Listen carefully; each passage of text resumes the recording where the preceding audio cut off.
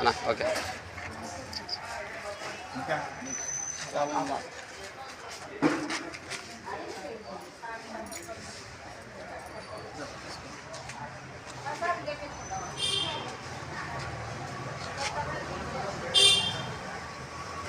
ఓకేనా అంటే కొడుకులు ఇచ్చే వాళ్ళు తీసుకుని గిఫ్ట్ ఇవ్వకుండా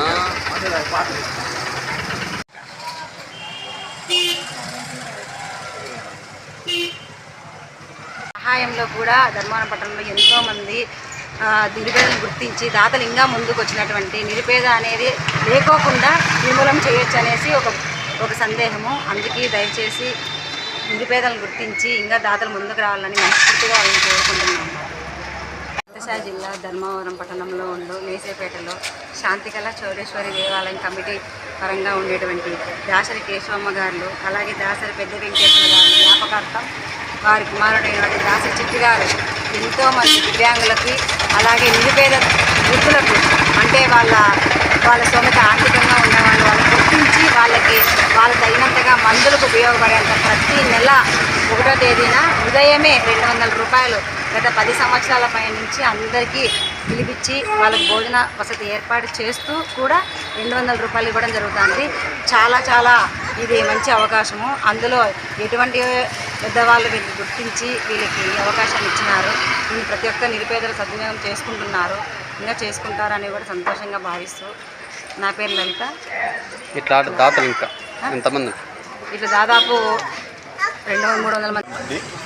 ధర్మవరము తొలగి వీధి నందు శాంతికళ చౌడేశ్వరి దేవాలయం తరఫున దేవాలయంలో ఉచిత వైద్య చికిత్స శిబిరాన్ని ప్రతి నెల చివరి ఆదివారము మేము చేపడుతున్న కార్యక్రమానికి చైర్మన్గా ఉంటూ, అలాగనే ప్రతి నెల 1వ తారీఖు గత 10 ఏళ్ళుగా వృద్ధులకు చేతకాని వారికి నెలకి 200 రూపాయల ప్రకారంగా పింఛను వాళ్ళకి ఏర్పాటు చేసి భోజనాలు పెట్టి ఈ కార్యక్రమాన్ని చేస్తున్నాము. ఈ కార్యక్రమం మేము అబ్సల్యూట్గా దేవాలయం పేరునే చేస్తున్నాము. కానీ దాతలు వచ్చేసేసి కమిటీ మెంబర్లు అయిన నేను, దాసరి వెంకటేశ్వర అని పిలువబడే నేను 132 మందికి, ఒక 5 మందికి దాసరి మంజునాథ్ గారు, మరో 5 మందికి చందా ప్రసాద్ గారు, మరో 5 మందికి బండారు సూర్యనారాయణ గారు, మరో 3కి డి నారాయణ అనేసి మనిషి వాళ్ళు ఎక్కడో ఉండి మేము చేపట్టిన మంచి కార్యక్రమం మా తరపున కూడా మా అమ్మ నాన్నల పేర్లు గుర్తుగా 200 రూపాయల ప్రకారంగా ఇమ్మని చెప్పేసి వాళ్ళు మాకు ఇచ్చిన దాని నుంచి ఇట్లాంటి కార్యక్రమం చేపట్టాము. అలాగని ఎవరైనా కానీ వాళ్ళ పని ఒత్తిడి వల్ల వాళ్ళు వచ్చి సేవ చేసేదానికి కానప్పుడు డబ్బులు మాకు ఇచ్చేస్తే వారి అమ్మా నాన్నల పేరిట కార్డు తయారు చేసేసి పేదలకి మేము ప్రతి నెల 200 రూపాయల ప్రకారంగా వారికి ఇస్తూ భోజనాలు కూడా ఏర్పాటు చేశాము. ఈ కార్యక్రమాలు చేయడంలో మాకు ఆనందం ఏమంటే మేము కూడా సమాజానికి ఏదో ఒకటి సహాయం చేస్తున్నామనేసి ఆనందాన్ని మాకు ఇచ్చి మాకు ఆరోగ్యకరమైన సంతృప్తిని మాకు వస్తుంది. దానికి మేము ఆనందపడుతున్నాము.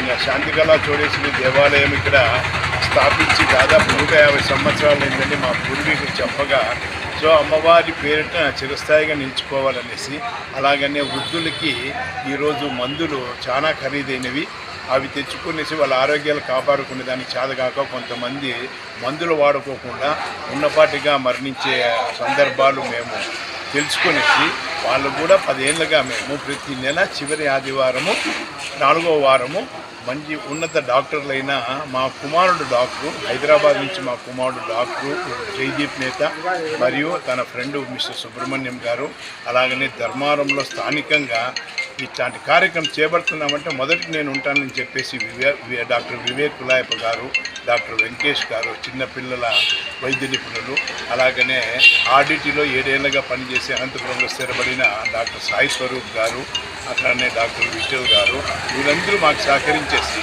సేవ చేసేదానికి వస్తారు. దాదాపు 10 గంటల నుంచి 2 గంటల వరకు వాళ్ళకి 1,50,000 విలువైన మందులు కూడా దేవాలయం తరఫు ఇస్తున్నాము.